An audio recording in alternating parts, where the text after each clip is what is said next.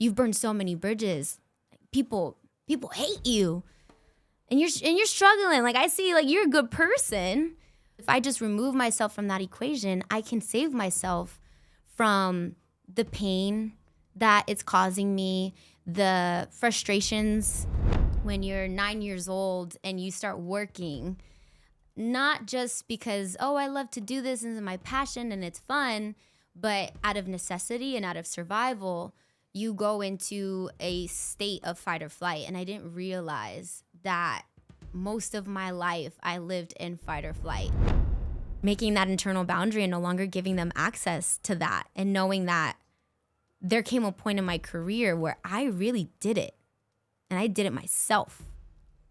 I made it happen. Like, let me have that. I should have that. Let me hold on to that and embrace that and be proud of that. Lovers and friends. I'ma take you on a trip, baby, I don't pretend. I said, lovers and friends. I'ma hold you down to the end. I said. Hi there, lovers and friends. My name is Shan. I'm a sexologist and intimacy expert with an educational background in sexology, psychology, and journalism. I say that with a smile because if you're here week after week, you're like, we know. But I would assume that a lot of you are here for the first time, which is why I intend to keep the intro a lot shorter than usual. But I do have to give a little bit of a backstory as to how Becky G became the guest of honor on this episode and why this episode in particular is so incredibly different than anything that I've ever recorded before. So let's start with the former. So Becky G was hosting a series of talks on Facebook, and one of the conversations that she was having was around how to spot a toxic relationship. So I was invited on as a guest panelist, and usually when you're a panelist, that's your time to shine and show off your expertise. But in this case, I was blown away by the moderator, Becky G's, wisdom and kindness and depth.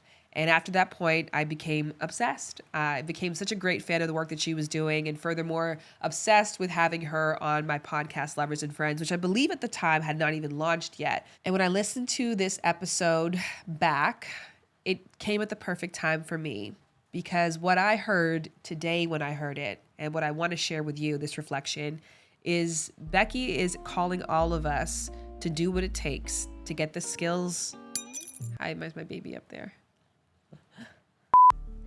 Her health, her career, her love life, and through all these various themes, what she is really talking about is the story of loving herself and at times hating herself. Hi, baby love. Yes, I see you. I think self-love for me then was just like in one aspect of my life. So it was like, if I get dressed up and I make myself feel really pretty, like I'm loving myself. And then that stopped working. And it didn't matter how much makeup I wore, it didn't matter what kind of outfits I would put on my body, I still hated myself. So I think it was very superficial. You really hated yourself? Yeah, for sure. Definitely. Yeah. And what I really heard when I listened to all of these conversations back is the story of being your own hero, a theme that I think is really important in my life today as... This one is better. Yes, mommy is getting better. That's not what you said, but I'll take that interpretation. My turn. Okay, it's your turn. What do you want to say?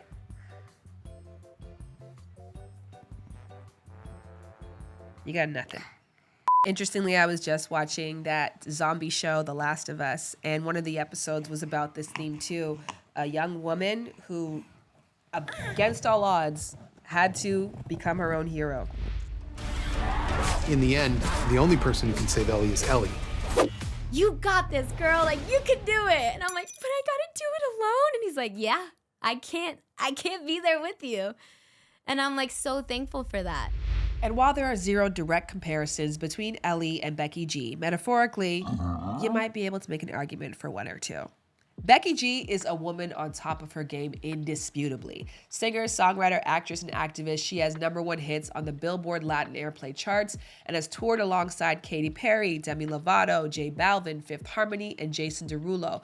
And she has recorded collabs with Daddy Yankee, Maluma, Anita, Natty Natasha, Zayn, Bad Bunny, and Pitbull. Her streams, oh, those are in the billions. Her community is deep in the tens of millions. And I would guess that as we speak, she is somewhere rehearsing for her upcoming huge Coachella performance. And on a personal note, she is the oldest of 4 siblings, and recently she got engaged to pro soccer player Sebastian Lletget. She is co-signed by J-Lo, and if by somehow, some way she has yet to catch your attention, I truly believe that's about to change.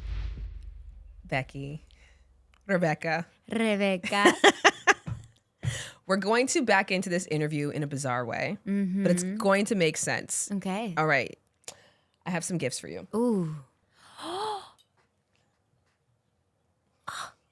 Does this make sense? That I love hot sauce, lemons, and tequila. Okay. I didn't know about tequila, but I was up last night. You can put those things down. Okay. I'm just here. I was like, so cute. I was up last night nice. researching everything about Becky G because I have an embarrassing fact to share with you. I did not know anything. I didn't know you existed until your incredible Facebook Watch show.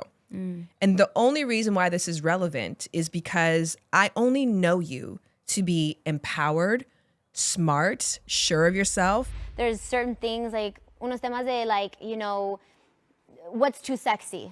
A woman owning her sexuality. Yeah. All these things are always up for discussion because they're so new within our culture that a woman can be empowered and be liberated and own her sexuality in whichever way she chooses wants to. it and she chooses to. Part of the interruption, my favorite quote of all time is the key to happiness is managing expectations. So please expect 3 interruptions during this episode, and this is the first one. This episode, Lovers and Friends, is sponsored by EveryPlate. Now, in life, we all go through phases where me time is a hobby, and other phases when it's a hope, because given how much you have going on, how are you supposed to make time when you literally don't have any? So if you are looking to cut down on food expenses, plus get back precious time, get more bang for your bite with America's best value meal kit, EveryPlate. EveryPlate is 25% cheaper than grocery shopping and 58% cheaper than your average fast casual meal. You can make meal times easier without compromising on quality, plus only pay for what you need with pre-proportioned ingredients. You can get started with EveryPlate for just $1.49 per meal by going to everyplate.com/podcast and entering the code LOVERS149. One more time. Just $1.49 per meal by going to everyplate.com/podcast and entering code LOVERS149. That is up to $110 in value. You're welcome. And thank you, EveryPlate. And so when you pitched to me that you wanted to talk about not being that at a time, I was like, I only know Becky to be this person and going on forward. So I went backwards last night and I was like, what is everything I have to know about Becky G? And this is what I came up with. I love it. Well, hot sauce, shot glasses. The shot glass is for the hot sauce It's because for I the heard hot that you sauce. drink the hot sauce straight. I do. Okay, so I am that person that like when I go anywhere, I'm like, do you have some jalapenos in the back? Some serrano chiles, like something, you know, when I go outside the country, I'm like, should I bring my own hot sauce? Because the spiciest thing that exists there is like a ketchup, you know? So that is very accurate. I love lemon. I eat lemon by itself. I feel like you did really great research. Some things are the same, but Yes. some things are very different. Oh, that's so interesting that you said that. I did recently with like my mom and my sister. My sister is like one of my best friends. And she likes to like bring up things that like happened, and I'm like, that happened? And then like she'll be like, yep, it's on the internet. Yes. And it's so crazy because like I grew up in front of the world in a very strange way. And then before I even got introduced to the world publicly through the internet, I feel like I already identified as such a like young lady. So when I look back at those times, I'm like, in essence, she's definitely still there. That 14-year-old young Becky that did whatever interviews that you were able to find online. But the journey to becoming my truest self today, I think, is kind of where it's at now. Yeah. Because you make certain assumptions about somebody based on how you're introduced to them, right? So, and then what you just said was so true. It's presentism. Whatever I read about you today is who I envision you to be today. I'm like, that's Becky G to me. But I guess when I first saw you, the assumptions I made was, oh, she comes from a home of university educated parents who were very solid, who poured into her with self-love. She grew up in a feminist household. She was really sure of herself at a very young age, because there's no way that you could acquire all of this intelligence and self-confidence without a very strong, solid childhood backing. So that is why I was blown away by that statement that you made, where you're like, I didn't even know how to love myself. Yeah. I think we are all products of our environment, right? But sometimes what we lack is what we end up going to become. And when I say what we lack, meaning like in what we receive. And I did grow up in a household filled with a lot of love, but a love that we now through therapy have been able to unpack. And we learned a love that is very codependent in our culture, very heavy on the women and how they serve others specifically. And so... Does that mean the men are king? Yeah, that men are king, that girls couldn't even play sports. Like, that's the kind of, like, grandmas that I grew up with, you know? And my grandmas were, in a sense, a second set of parents. My grandpas, too, because my parents were so young when they got together. And so I think there's a lot of pros and cons to both sides of having young parents. I think the pros were that I saw them in their truest self as babies, having babies, growing up. And so we grew up together. And I think that's such a unique experience. So the cons for me of it all was that there was no blueprint for me as a child. I kind of had to go and build that with my parents, which I think for them, as we've done family therapy, they didn't realize like what a huge responsibility that was, not only on them, but also on me as the eldest of 4 kids.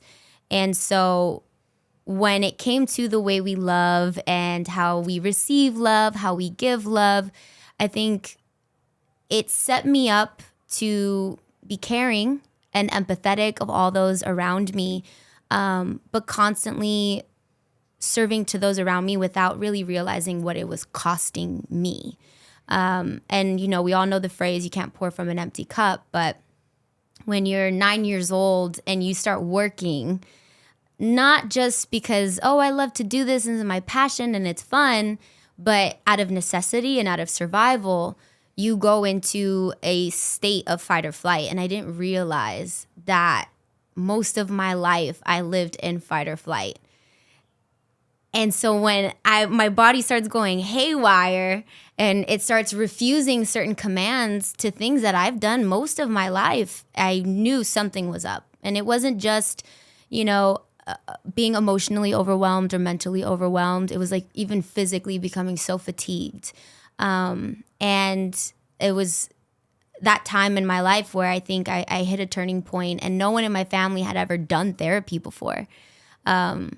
I think growing up, it was actually, if you went to a therapist, you're crazy. You know, what, you're going to have to go see a psychiatrist. Like, are you okay? Do you want to die? Like, it was so extreme. And it's like, well, no, I don't want to die, but I kind of feel like I'm dying slowly because of how painful this experience is.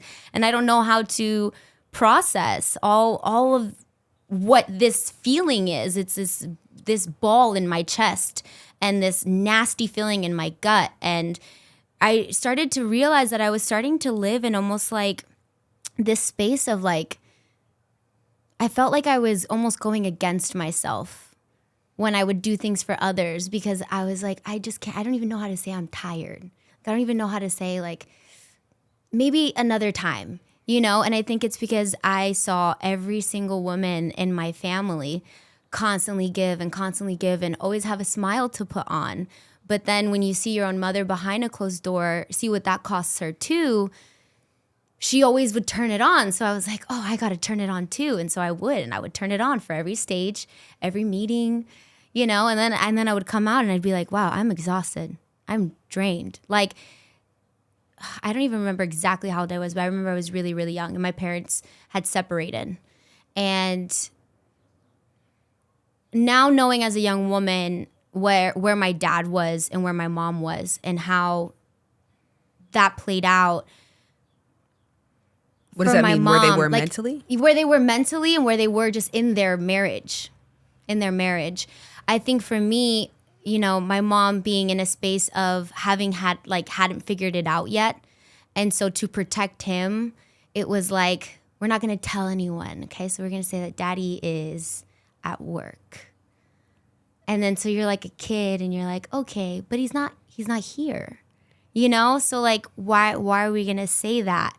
And it was like sometimes putting on that smile, putting on that, flipping that switch because you haven't figured it out yet. So because I haven't figured it out yet, I don't want to get other people involved because our families, our type of families are very involved. And once they know everything, they know everything, you know? And so for me, it was just like really sad to see someone who I love be in such a lonely space. Like I look at that now differently as a young woman and I'm like, you were alone in that. I was with you, but I was a child. Like I didn't really necessarily comprehend exactly what that was, but you were kind of alone in your marriage and your dynamic, and you were still protecting everyone around you, even if it went against your own self, you know? I'm sure there's the balance too, the duality of getting this conditioning from childhood and also the career that you're in is like, I'm so lucky, right? Oh, 100%. And I am in a lot of ways. Like I think practicing gratitude and living in the joys of all of what I get to do is. And I think that's when it really had clicked for me. The reason why I ended up in therapy was because a lot of great things were happening in my career. And I just felt like I wasn't really there for them. You know? So it's like knowing that you deserve to be fully present in those moments. And not just in your highest peaks, but also in your lowest moments without feeling that guilt, without feeling like, okay, I'm not allowed to have a pity party. It's like, maybe it's not a pity party. Maybe it's just shit. And it can just be shit today. That's okay. A poop party? It's a poop party. It is a poop party. There was something you said on the phone that like made me shudder. And that was, I went to therapy because I literally couldn't take it anymore. And then you talked just now about health, how everything was shutting down. So it wasn't even like I'm at my breaking point. Like I'm actually broken. Yeah. And so can you give me like, when was that? Where were you? What year? Like if you were to zoom out and look back at that and give us a snapshot, what did that moment look like? It's funny. I feel like in my personal life and in my career, there's so many parallels. And I think that's why like when I think of my fans, like the fans that I've had since like day one, I've changed genres. I've changed languages. And you know, like I've just gone in which was creative so crazy directions. about researching you because I only know you one way, and I was like, oh my gosh, there's a whole other yeah. There's this English She's way. Layered. Yeah. She is layered. But I think it's those like parallels that have allowed me to still be able to connect in ways through my true authentic self. But in my personal and career, there's also been moments where my career would be at an all-time high and I'd be met with a very, very strong personal low. And so I was kind of in two minds where I'm experiencing such great joy and such great success. But then on a personal level, I am grieving something or I am really sad about something. And it was so exhausting. They were so extreme. And it was that like, I just want to feel balanced. So what year are we talking when that happened? This year, I want to say it was like when I turned 21. It was like year like 2021. Those that window of 2 years, I think was like a very challenging time for me. But it was good though. Like it was, now I see that it was good that I felt what I was feeling. And I'm glad I trusted that gut instinct where I didn't let the fear of what other people were going to think about me wanting to pursue getting, you know, professional intervention and talking with someone outside of my safe circle, because even my safe circle needed to be reevaluated.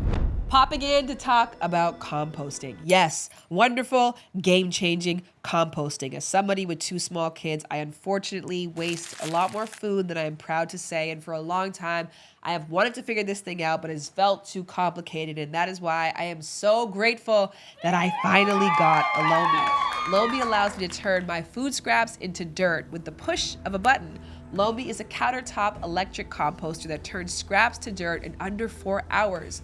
Lomi is the perfect addition to any kitchen, allowing you to reduce your waste and feed your garden with ease. And those of you who watch Lovers and Friends know that we got a lot of trees to feed around these parts. I'm an above average aware guy. As I mentioned earlier, I'm sorry.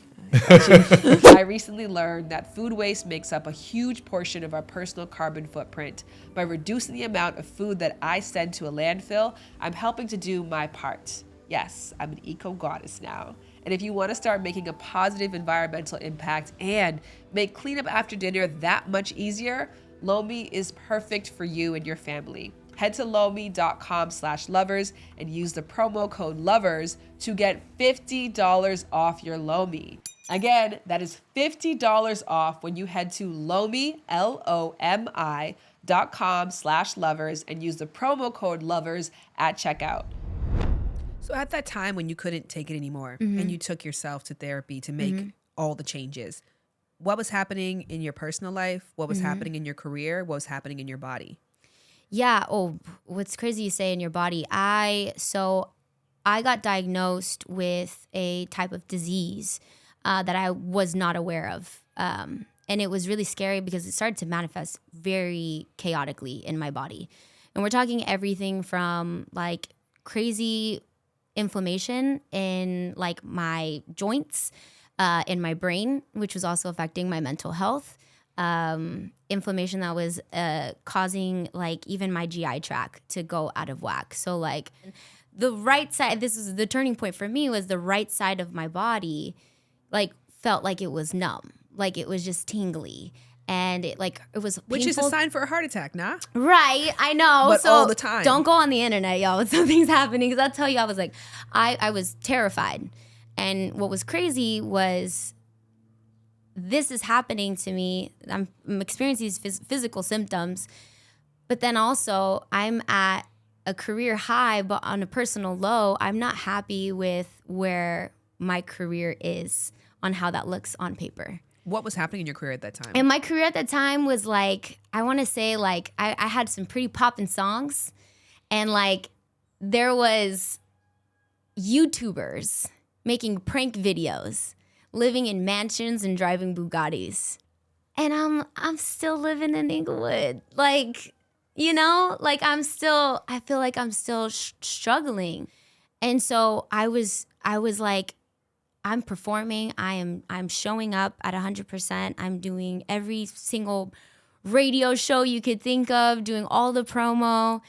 And now I'm so sick and I didn't know what was happening with my body that like I can't even perform anymore. Like, and you can't afford not to perform. But I can't afford not to perform. Like if Becky wasn't on stage, who goes on stage, you know? If Becky doesn't do the award show, who's gonna do the award show performance? So that I think for me was like just an immense amount of pressure that I was feeling at the time. And so then when my body starts, like I said, kind of rejecting the commands under, you know, high stress situations. What does that mean? Like left leg move and it's like, No, literally. So like it was painful to hold my microphone up. And that's hard. Like I love what I do so much. And so it was frustrating to be in such pain even before I walked onto a stage, knowing like I just got to psych myself out and give it everything I got and hope that the adrenaline of it all gets me through. But then it would, and then the crash would be pretty severe. And so I started suffering from extreme panic attacks. And those were really, really scary because I was convinced that I was going to die. Like just about every single time. And it would happen in spaces where I would start to then get really embarrassed because I'm on a flight and I'm already in my seat. And then I just would feel like I couldn't breathe. And even though you didn't enjoy living, you did not want to die. 100%. So you're just in this weird in-between space. Like when we talk about the in-between, you are in this limbo where you're like, I know something's not right. I know it's not the worst, but it is pretty bad. So It's like my worst. it's my worst, right? But I'm always constantly going back to how we like to serve others and show up for others. I'm constantly comparing my pain to the worst pain that exists on this planet. You know what's insane when I'm thinking about listening to your story, because it's so much, I wouldn't even know where to begin. So that that's shows kind of- the work that you've done, because Oh, you've been able thank to you. get all the way back.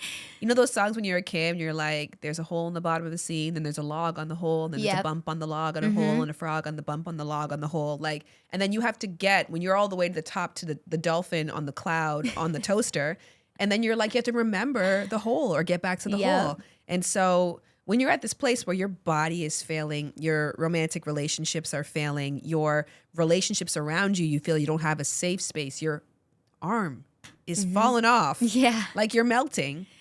Yeah. And now you're at a place where you're like, here's where it started. Yeah. No, literally, here's where it started. And it's interesting because if you really take the time to get in tune with yourself, which I feel like I make such a better effort at today than I did then, it's that you will feel the signs.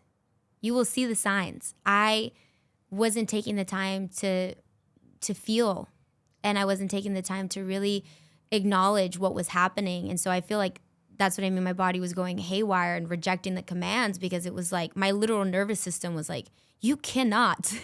And my thinking brain's like, this is what we do. We're so good at it. Yeah. And so being around people, like who you surround yourself with, is going to be so important in that process, because there will be people who, now that you're no longer serving them in the ways that benefit them, might look at you differently or might feel some type of way about that. And I had to learn that's on them. That's not on me. My responsibility is to myself. My responsibility is to honoring myself in this process, you know? And so going in with that intentionality, I think, is so refreshing for me in this season of my life, because I feel like I'm closest to my truest self than I've ever been. I want to get there, because you talked about it always being like this, one or the other. I think it's like this now for you. I would say it's closer. The gap is definitely, I think, have you seen that, the whole momentum? Like the thing of life is the ups and downs is what gets you to go forward, right? It builds that momentum. I always talk about like when I was a kid and I would sit on a swing and I would want to go really high, but like in order to get there, like you have to build momentum. You have to swing your feet, right? And once you would do that, there would come a time where you'd be so high you could just stop for a second and take in the view and just wow, and it was so great. And then you would start slowing down. You'd be like, oh, got to build the momentum again, got to put the work in again. And I think that is the ebb and flow of life. You know, it's going to be hard sometimes, and there's going to be really great moments, but it's how you exist in those spaces that gives you the balance that I think you need. What were some of the big changes that you made? I think the changes weren't so extreme. They were gradual, even in the smallest ways. Like I learned that like boundaries, one of my favorite words, aren't something you have to talk about all the time. Sometimes there's internal boundaries.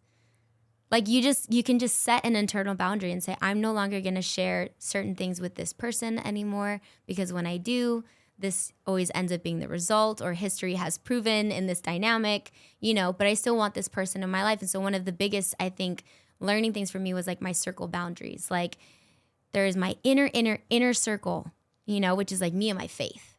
And then there's like my close circle. That's your most inner circle? Yeah. That's really cool. I've never Yeah. heard that word that way before. Yeah. My inner circle is just like, it's like my closest circle is just like me and my faith. Like it's me, my higher self, and God, and we're cool. Like there's no reservations there. And then there's like my very close circle, which is like those people in my life that I know I could share absolutely anything with, and know that it is safe and know that it is mutual. So that was like, I think, one of my favorite like learning curves in that year of like that first year of therapy. That was really, really great. Learning that not every boundary needs to be talked about. Sometimes it's internal.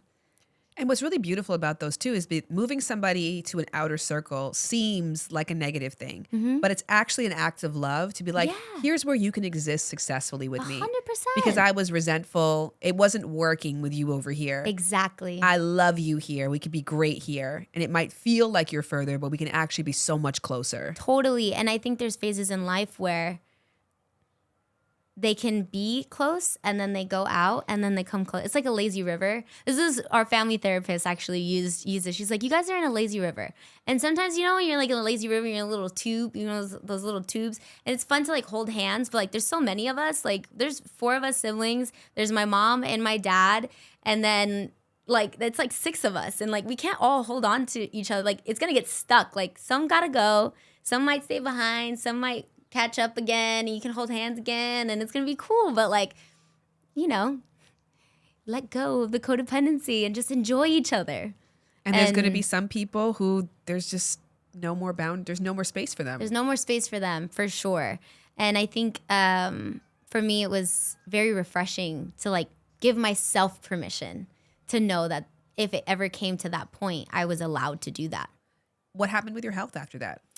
Well, I still, what I got diagnosed with, I'm going to be dealing with for the rest of my life. But I think how I approach it is so differently now. I have a lot more patience with my body. So when my knee flares up, when I have flare-ups with my disease, it feels a little bit more normal now. I'm more understanding of it. So I do things that are healthy for my body. I like to meditate. I like to exercise and get the blood flow. I like to do things that allow me to detox, natural supplements that really just help me with all the crazy inflammation that comes with what I have. But it's gotten so much better. And I think it's also knowing that it's not like the elephant. Like once I got the diagnosis, I was like, oh my God, like I'm not crazy. Because that was also the other part of it. I grew up like, I don't want to say I grew up poor because I felt like the wealthiest girl growing up. Like I had so many cousins. I had all 4 of my grandparents. Like, I had parents who loved me in the best ways they knew how to. I had people who supported me in my dream. But we didn't grow up like rich, So like even access to healthcare. Like when I had gotten diagnosed, I had no healthcare. Like I had no health insurance and I ended up in the hospital, like ER. Like I remember being like, with a hit song on the radio. God, exactly. And you have, white doctors looking at you like, you're just young, you're overworked, you're dehydrated, you need a rest. And I'm like, my body is telling me that like something is wrong here. Like you can't just tell me like this is normal. This is not a normal baseline for someone who's as young as I am. Like I should be a Rolling Stone. I should be able to party and be fine. And that's not at all what I was experiencing, And so it was finally one doctor that I remember. He did like a strength and agility test in the hospital where he was like able to see. And he's like, "You're left side dominant?" And I was like, "No, I'm right side dominant." He goes, "Why is your right side weaker than your left?" And I was like, "Thank you, great question. I've been asking this question to myself this whole time." And so their job is to go from worst case scenario, and then once those are no longer what's happening, then you start getting more and more relief, more clarity. But if it's something very severe, it needs to be addressed, right? So automatically it's like, maybe you have a tumor in your brain, it's only the right side. Maybe it's MS. Maybe it's this, maybe it's that. And so the amount of tests that I underwent, and this is where I'm really thankful for Mark and Ben, my managers, because it wasn't a question of how I was going to get access to care. They knew my situation, but they also knew that it wasn't fair for me to be in this situation. And I just needed clarity. Like what I was experiencing wasn't normal, So they really showed up for me, and I got to see a couple different specialists, a neurologist who was able to kind of really see the inflammation in my brain. But thank God, wasn't any of those worst case scenarios. But I still didn't have clarity. I still didn't know what it was. So when I had finally gotten my diagnosis, I was like, this makes so much sense. Like it brought me peace. Because I'm like, if this is my new normal, I can make peace with that. Because now I can actually do something about it. I can be proactive in this space versus just constantly be told that, you know, I'm being over dramatic, you know? Thank you for that, because that's so true that wellness isn't always better. Sometimes it's just being visible. Yes. The fact that you could see it, that's where 100%. wellness could begin. Yeah. I think the clarity that came from it is what I'm just kind of like holding on to now, because it's like I can live with this. Like I can do this, you know? And it's knowing that, it's feeling empowered and educating yourself in what that is and what it looks like. And I think it comes down to access too. Like, you know, again, the access to care. Like the amount of times I ended up in the hospital and there was all these things going on.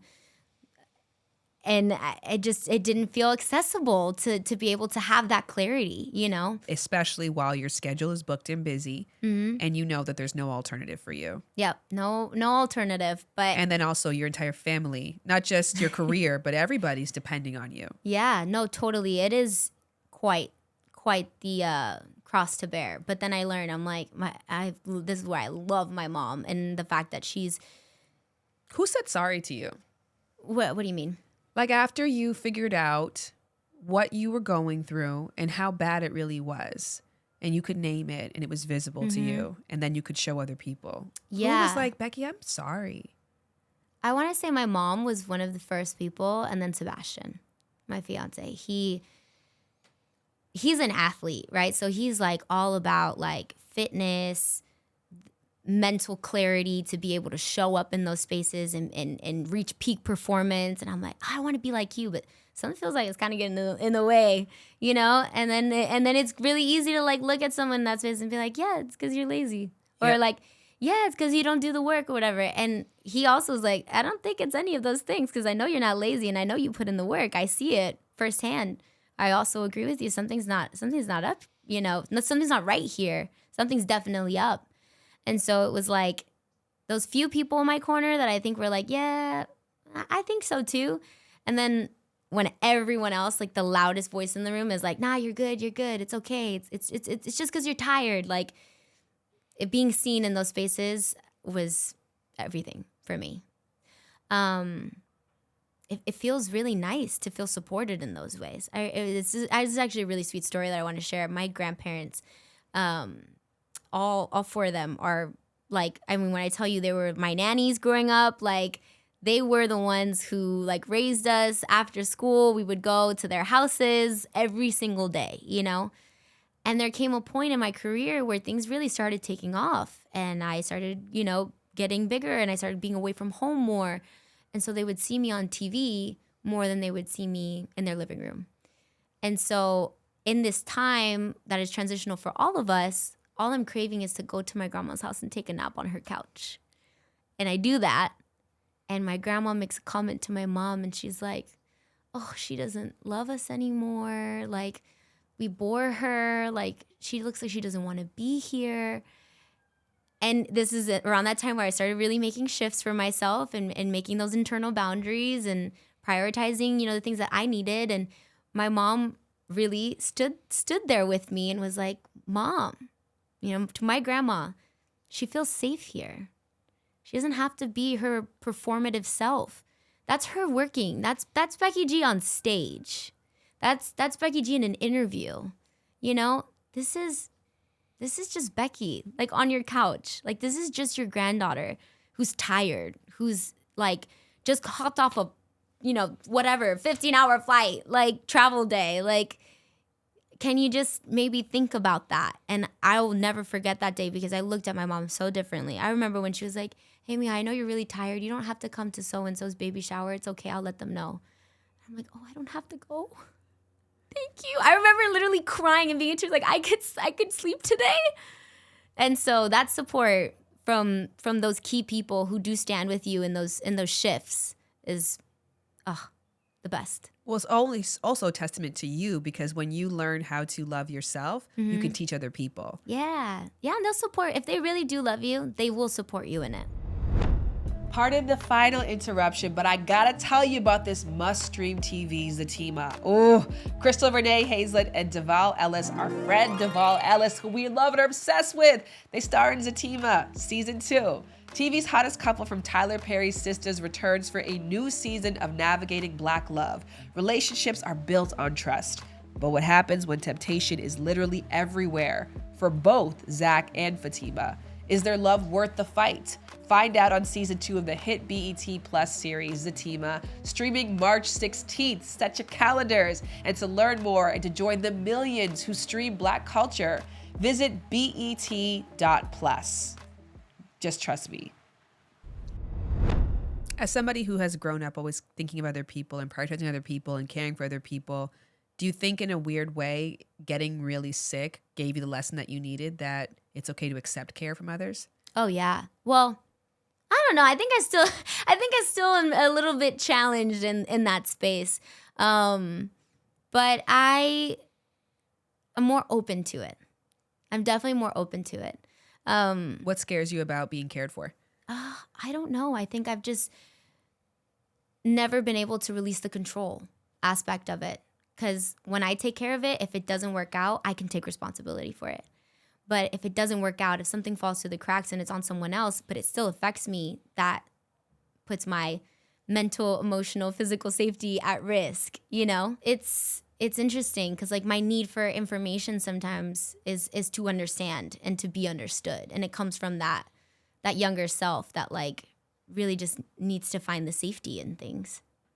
So kind of going back to that note about it's not always like becoming better. Like maybe I'm not 100% in the place where I'm like able to surrender, but I'm a little better than I was before. Yeah. No, 100%. I mean, the craziest part is like I'm only 25. So like I'm like I sometimes would think to myself like, oh no, I've experienced so much life. I know all the answers. I've got it. And I'm like, no, you don't. Right.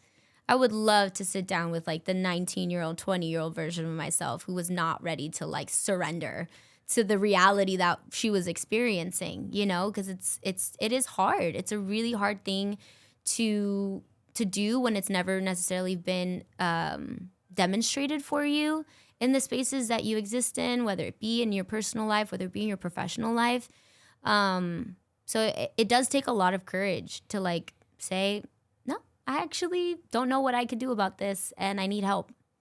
It makes sense that, I mean, you're still so young, but I think I was first introduced to you when you were 3 or 4 years already into this journey of self-love and of redefining really important words that get undermined a lot when you're a coming of age woman, like boundaries and like accessibility. So what does self-love mean to you today? And if we asked 19-year-old Becky G that question, how would she have answered it?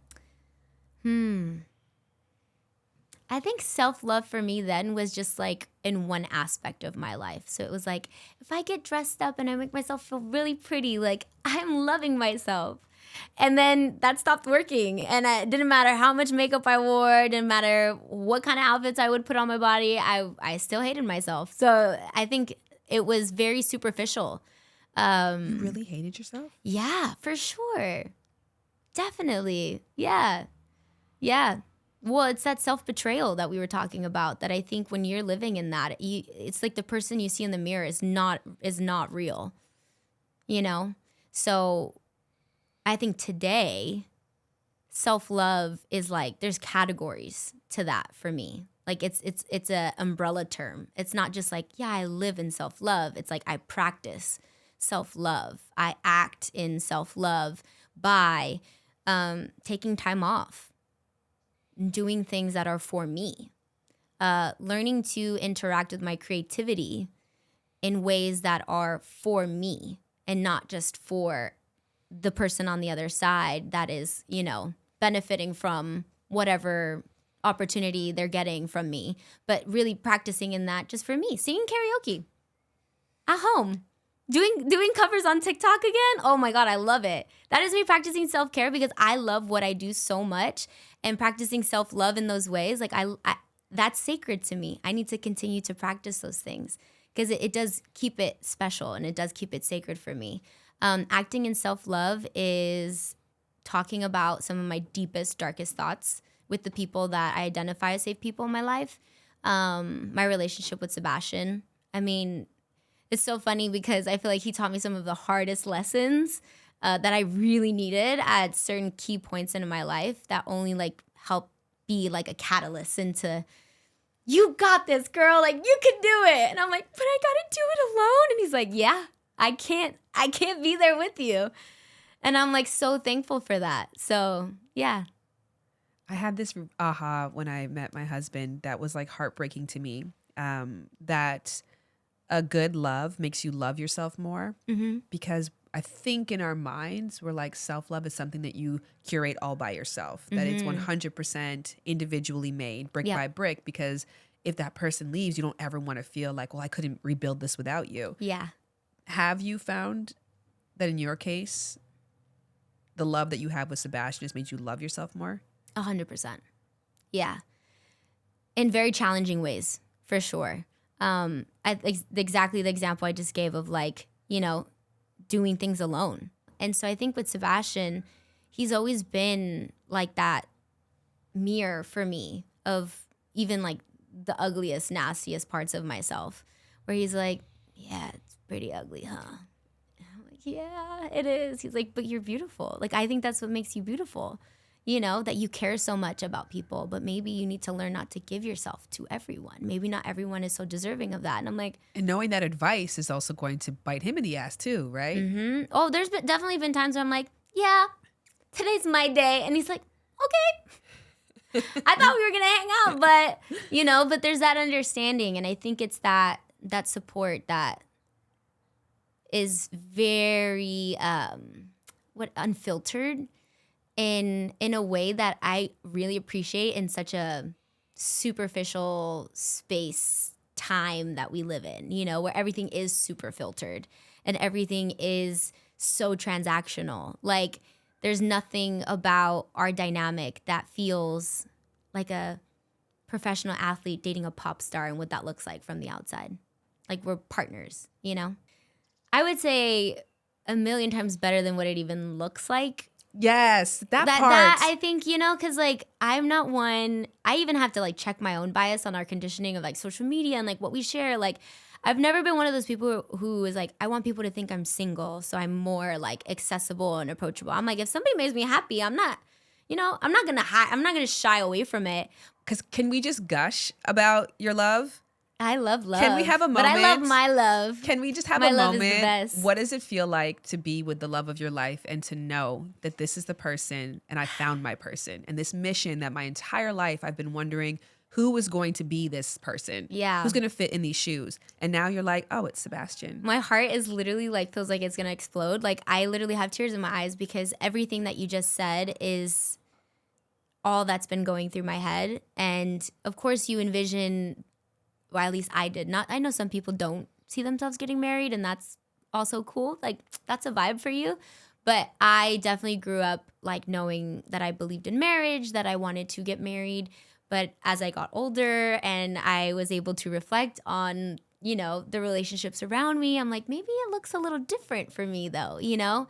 And so being on that journey by myself was one experience. And then when you do have a partner on the other side of that who is open and communicative about those things and very emotionally available in those spaces, it's like, wow, like we get to make this what we want it to be. Like, that's fucking dope, you know? You always keep in mind younger Rebecca and how she would feel. What would she say today looking at you? Oof. So it's crazy. The day after we got engaged, I did one of my meditations where I sit down in a room with my younger self and tell her what happened. And I was so emotional. So emotional. And I think it was just so exciting to share with like young Becky that like the love that she deserves exists. And that like she has like a best friend who gives that to her. Like there's some that young self that felt so misunderstood, that felt like she had no place of like belonging and didn't have any like friends. Like, yo, you have a homie, a lover, a partner, you know, and he's fine. Like, oh, girl, you're winning, you know? It was just so cool. It was really cool to go into that space and be like, yeah, you're engaged, you know? What feels radical to me, like the thing that I'm going to walk away after we have our lovely chat together and think about constantly, is the fact that your inner circle is just you. I've never heard that concept before. And it's beautiful. Thank you for that gift. Where were you on your circle list before? Oh, myself? Yeah, like if today you're the inner circle, where were you on this like circle? Were you on the 3rd ring, the 4th ring? I would say I was more of like an acquaintance to my own self. Yeah. Like I want to talk to myself the way I would like my own best friend, you know? Like the same things I want for my mother, the same things I want for my sister, like I never really would think about for myself. And I realized like I need to love myself that way too, you know? And that must have hurt a lot of people. Oh, yeah. Because when every dynamic is based on you giving and bending over backwards, and then now you start to lean into you. Oh, yeah, for it sure. changes everything. It shifts a lot of dynamics for sure, 100%. But I think that revelation is so key. Making that internal boundary and no longer giving them access to that, and knowing that there came a point in my career where I really did it, and I did it myself. I made it happen. Like, let me have that. I should have that. Let me hold on to that and embrace that and be proud of that without letting those exterior things and projections taint something so sacred to me. Thank you, Becky G. Go follow Becky G, stream Becky G, and sit on the edge of your seat like I will be doing for Becky's performance at Coachella.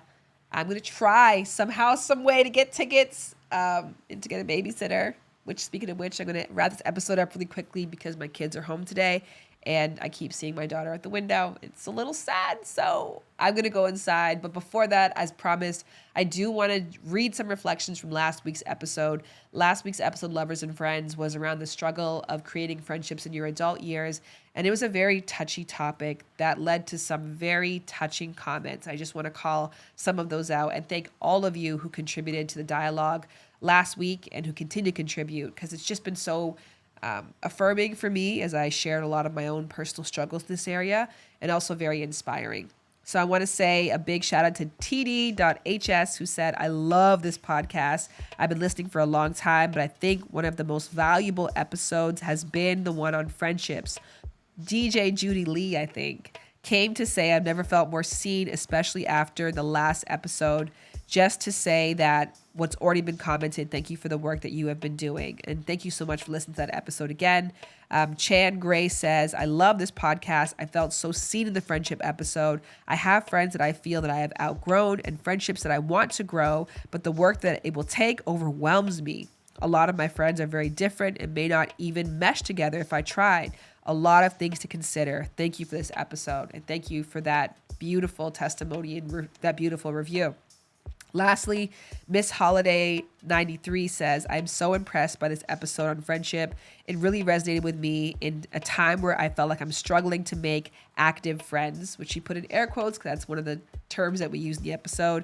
I've never understood why society does not emphasize the importance of platonic relationships more, and this episode really made me less alone in my longing for them.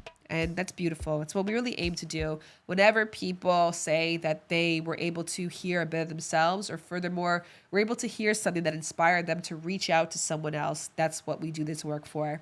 And I know that's why Becky G does the work that she does.